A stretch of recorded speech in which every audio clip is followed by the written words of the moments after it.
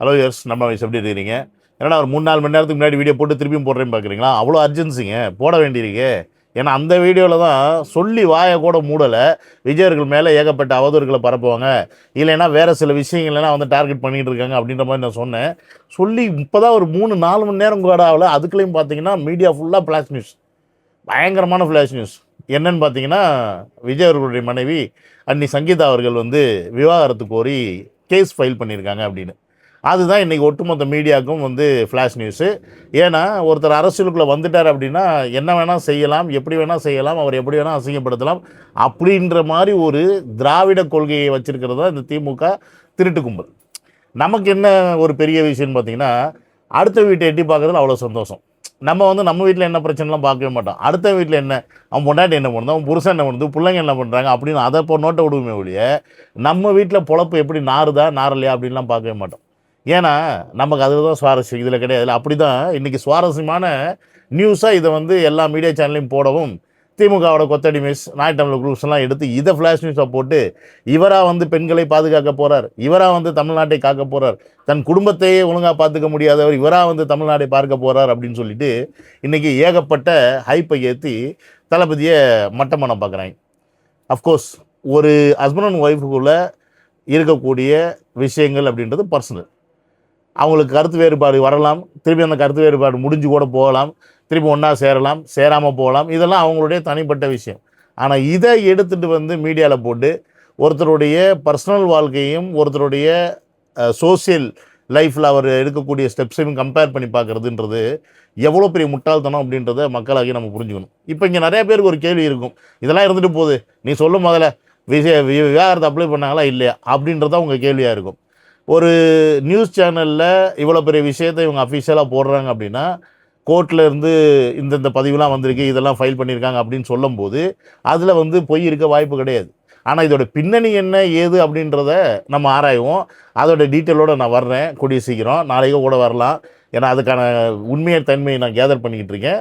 கிடைச்ச உடனே நாளைக்கு நான் வீடியோ போடுறேன். பட் இந்த இடத்துல ஏன் செஞ்சுருக்காங்க, என்ன செஞ்சுருக்காங்க, அதில் என்னெல்லாம் பதிவு பண்ணியிருக்காங்க. ஏன்னா நான் ஒரு நியூஸ் சேனலில் பார்த்தேன், சங்கீதா அவர்கள் வந்து அந்நியார் அவர்கள் வந்து என்னென்ன மாதிரியான விஷயங்கள் வந்து பதிவு பண்ணியிருக்கான்னு அவன் போட்டிருக்கான்.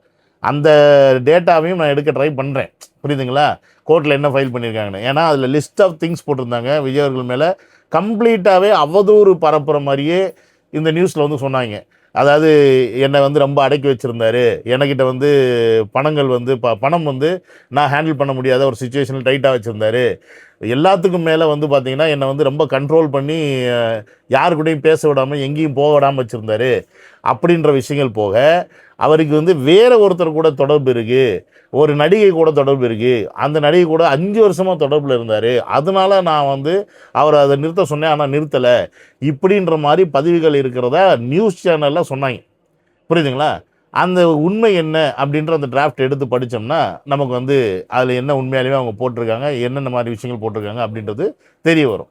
பட் இது வந்து இப்போ தமிழக வெற்றி கழகத்துக்கு ஒரு மைனஸ் பாயிண்ட்டாக அப்படின்னு கேட்டிங்கன்னா, பர்சனல் லைஃப்பை எப்பயுமே வந்து சோஷியல் லைஃப்பில் கனெக்ட் பண்ணிக்காமல் இருக்கிறது தான் தமிழ் மக்களுடைய கலாச்சாரம். அதற்கு நான் பல உதாரணம் சொல்லுவேன். முக்கியமான ஒரு உதாரணம் என்னென்னு கேட்டிங்கன்னா, இந்த கொத்தடிமை டீம்ஸ் வந்து கேதர் அனுப்பிட்டு இருக்காங்கல்ல, இப்போ ஒரு ஹஸ்பண்ட் அண்ட் ஒய்ஃப் வந்து விவாகரத்து பண்ணுறது வந்து ஒரு அரசியல் தலைவருக்கு வந்து சரியில்லை, அவர் வந்து எப்படி அவர் மக்களை நாட்டு மக்களை பார்த்துக்க முடியும் அப்படின்ற கேள்வி வச்சாங்கன்னா, கலைஞர் 3 பொண்டாட்டி வச்சுருந்தார். என்னது, கலைஞர் 3 பொண்டாட்டி வச்சுருந்தார். 3 பொண்டாட்டி வச்சுக்கிறது நல்லதா அப்படின்னு நீங்கள் யோசிக்கணும். இல்லைப்பா அவர் அந்த காலத்தில் அதெல்லாம் சகஜந்தாப்பா அப்படின்னு சொல்லுவீங்க. அந்த காலத்தில் வப்பாட்டி வச்சுக்கிறது கூட சகஜம், இப்போ வச்சுக்கலாமா அப்படின்ற ஒரு கேள்வி வருது. அந்த காலத்துலேயும் 3 பொண்டாட்டியும் லீகலாக வந்து வச்சக்கூடாது தான் சட்டப்படி, ஆனால் அவர் வச்சுருந்தார். சப்போஸ் கேஸ் ஃபைல் பண்ணி தான் அவருக்கும் பிரச்சனை தான், ஆனால் பண்ணலை. இப்போ நம்ம உதயநிதி அவர்கள் மேலே கூட தான் ஏகப்பட்ட குற்றச்சாட்டு இருக்குது. அப்பப்போ துபாய் வந்துட்டு போகிறாரு, இங்கே ஒரு ஆள் இருக்காங்க, அவர் மேலே கேஸ் வச்சுருக்கு, ஒரு கார் ரேஸ் நடத்துனதே யாருக்காக அப்படின்ற ஒரு மேட்டர் இருக்குது. அப்போ அவர் நல்ல தலைவரா? நான் என்ன கேட்குறேன், சீமான் விஜயலட்சுமி அவர் நல்ல தலைவரா? சீமான் விஜயலட்சுமி கேஸு நாரி போச்சு, இப்போ தான் நின்று போச்சு சுப்ரீம் கோர்ட்னால, இல்லைன்னா என்ன பாடு, இப்போ அவர் நல்ல தலைவரா? இப்போ இங்கே சீமான் அவர்கள் ஒரு ஒய்ஃபோடு இருக்கிறாரு, ஆனால் விஜயலட்சுமியை வந்து மிஸ் பண்ணிட்டான்னு சொல்லிட்டு விஜயலட்சுமி ஃபைல் பண்ணி அது பிரச்சனையாச்சு. இது வந்து ஆல்மோஸ்ட் வந்து ஏமாத்துனது. அந்த மாதிரி ஒரு தலைவரையே நம்ம வந்து தலைவராக ஏற்றுக்கிறோம். இந்த பக்கம் ஒரே வீட்டுக்குள்ளே 3 பொண்டாட்டிக்கிட்ட குடும்பம் நடத்தின யார் நம்ம கலைஞர் அவரை வந்து மிகப்பெரிய தலைவராக நம்ம பார்க்குறோம். அதுக்கப்புறம் இங்கிட்டு யார் நம்ம எம்ஜிஆரை கூட எடுத்துக்கங்களேன். எம்ஜிஆர் அவர்களுக்கும் வந்து என்ன பிரச்சனை, அவர் வந்து ஜெயலலிதா அவர்கள் கூட இருந்தார் அப்படின்ற மாதிரி தானே. அப்போ எம்ஜிஆரையும் நம்ம பெரிய தலைவராக எடுத்துக்கிட்டோம். அதற்கப்புறம் வந்து ஜெயலலிதா அவர்களையும் நம்ம வந்து தலைவராக தான் அக்செப்ட் பண்ணிக்கிட்டோம். அப்போ இங்கே ஒரு தலைவர் ஆகிறதுக்கு, தமிழ்நாட்டில் ஒருத்தர் வந்து தலைவர் ஆகிறதுக்கு தகுதி அவர் குடும்பத்தில் என்னவா இருக்கார் அப்படின்றது கிடையாது, மக்களுக்கு என்ன செய்ய போகிறார் அப்படின்ற புரிதலோடு தான் இத்தனை வருஷமாக மக்கள் இருந்திருக்கிறாங்க. நம்ம மக்கள்கிட்ட இருக்க ஒரே ஒரு அட்வான்டேஜ் என்னென்னா, திராவிட கட்சிகள் ஓட்டு போட்டாங்க, ஆனால் அந்த தலைவர்கள் தன்னுடைய பர்சனல் லைஃப்பில் எப்படி இருந்தாங்க அப்படின்றத பார்க்கல. இதுதான் ஒரு மனுஷனுடைய முக்கியமான நல்ல விஷயமா நம்ம எடுத்துக்கணும். நம்மளுடைய முன்னோர்கள், நம்மளுடைய பெற்றோர்கள் எல்லாத்தையும் சேர்த்தே வச்சுக்கலாம். இன்றைக்கி இருக்க ஜென்ரேஷன்லையும் இதை தான் பார்க்கணும். ஆக்சுவலி இன்றைக்கி இருக்க ஜென்ரேஷன் நீங்கள் அதை கன்சிடர் கூட பண்ண மாட்டீங்க, எனக்கு தெரியும். ஏன்னா இன்றைக்கி வந்து எப்படி போய்கிட்டு இருக்கீங்க எப்படின்லாம் தெரியும். பெஸ்டின்னுவீங்க, அப்புறம் பாய் பெஸ்டி, கேர்ள் பெஸ்டி, அப்புறம் வந்து ஃப்ரெண்ட்ஸ் வித் பெனிஃபிட்ஸ்னு இப்படி ஏகப்பட்ட வேர்ட்ஸ் எல்லாம் போட்டு போகிற பசங்க தான் நீங்கள். பட் இந்த விஷயத்தை மீடியாவில் பெருசாக ஃப்ளாஷ் பண்ணும்போது இனி இதை வச்சு பல டிபேட்ஸ், இதை வச்சு பல கேள்விகள், இதை வச்சு பல விஷயங்கள் பண்ணப்படும். இதெல்லாம் வந்து உண்மையா பொய்யா அப்படின்றத நம்ம வந்து ஆராயணும். உண்மையாகவே இருந்தாலும் இது அவங்களுடைய தனிப்பட்ட விஷயம். ஏன் பண்ணாங்க, எதுக்கு பண்ணாங்க நான் சொல்கிறேன். திருப்பி அதற்கான விஷயத்தை நான் கேதர் பண்ண தான் போகிறேன், பண்ணாமலாம் இருக்க மாட்டேன். பட் இது நாளைக்கு மாறலாம்.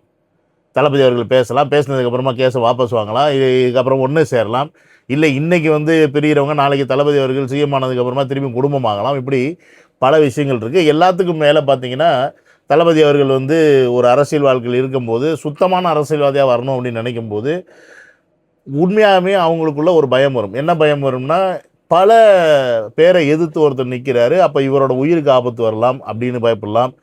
தன்னுடைய சொத்துக்களை வந்து இவர் மக்களுக்கு வாரி வாரி வழங்கிடலாம், நம்ம பிள்ளைங்களுக்கு இல்லாமல் போயிருமே அப்படின்னு பயப்படலாம். அதற்கப்புறம் பார்த்தீங்கன்னா வந்து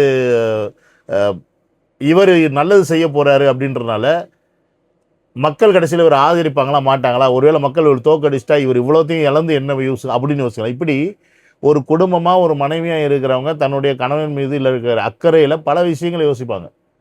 எக்ஸ்ட்ரீம் லெவலாக கூட இதை யோசிச்சு பார்த்துருப்பாங்க. எப்படி நம்ம எவ்வளோ சொன்னாலும் இவர் கேட்க மாட்டேங்கிறாரு, இவங்க கூடலாம் மல்லு கட்டிட்டு உட்காந்துருக்காரு.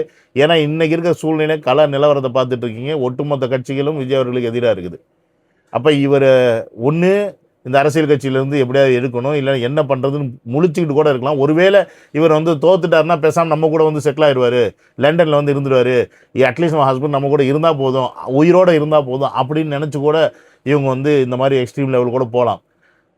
ஒரு மனைவி எந்த நேரத்தில் இந்த மாதிரி முடிவு எடுப்பாங்க அப்படின்றது அவங்களுக்கு மட்டும்தான் தெரியும். அவங்க எந்த சூழ்நிலையில் எடுத்திருப்பாங்க, ஏன் எடுத்திருப்பாங்க அப்படின்றது அவங்களுக்கு மட்டும்தான் தெரியும். இது உண்மையா பொய்யா அப்படின்ற விஷயத்துக்குள்ளே நம்ம போய் ஆராயிறது அப்படின்றது அவங்களுடைய தனிப்பட்ட வாழ்க்கை. ஒருவேளை இதை அவங்க ஃபைல் பண்ணியிருக்காங்க அப்படின்னாலும் இது ஜஸ்ட் ஒரு சைடு மட்டும்தான். இன்னும் தளபதி சைட்லேருந்து என்ன பண்ணுவாங்க ஏது பண்ணுவாங்க அப்படின்னு தெரியல. நீங்கள் ஒரே ஒரு விஷயத்தை மட்டும் மனசில் வச்சுக்கோங்க, குழப்பிக்காதீங்க. இதுக்காக வந்து அஃப்கோர்ஸ் எல்லோரும் கஷ்டமாக தான் இருக்கும், தளபதியோட லைஃப்பில் இப்படி நடக்குதான்னு. பட் இதெல்லாமே அவர் தெரிஞ்சுதான் அரசியலில் இறங்கியிருக்கார் அப்படின்றத நீங்கள் புரிஞ்சுக்க வேண்டிய விஷயம். இவ்வளோத்தையும் தியாகம் பண்ணுற ஒருத்தருடைய ஒரே இலட்சியம் என்ன, தமிழ்நாட்டுடைய சிஎம் ஆகணும். அப்படி ஆனால் தான் தமிழ் மக்களுக்கு நல்லது செய்ய முடியுன்ற அந்த எண்ணத்தோடு அவர் இறங்கியிருக்காரு. அந்த நினைப்பையும் அந்த எண்ணத்தையும் ஃபெயில் ஆக்காமல் இருக்கணும் அப்படின்னா நம்ம செய்ய வேண்டியது அவர் சிஎம் ஆகணும். ஏன்னா ஒருத்தர் வந்து தன்னுடைய கெரியரை விட்டு தன்னுடைய சொத்தை இழந்து ஒருவேளை இது விவாகரத்து உண்மையாக இருந்து தன்னுடைய குடும்பத்தையும் பிரிகிறார் அப்படின்னா இது எல்லாத்தையும் எதுக்காக செய்கிறார், தமிழ்நாட்டு மக்களுக்காக செய்கிறார் அப்படின்ற அந்த விஷயத்தை நம்ம புரிஞ்சுக்கணும். புரிஞ்சுக்காமல் விட்டுட்டோம் அப்படின்னா இதை விட நமக்கு ஒரு தியாகிலாம் கிடைக்க மாட்டாங்க. ஏன்னா நம்ம ஊரில் தியாகியை யாரும் நம்ம வந்து கொண்டாடுறதில்ல. அதுக்கு ரீசெண்டாக இப்போ நல்லக்கண்ணையாவே உதாரணம். ரொம்ப தியாகியாக இருக்கிறாரோ அப்படின்னு சம்டைம் தோணுது. நீங்கள் என்னன்றதை முடிவு பண்ணுங்கள்.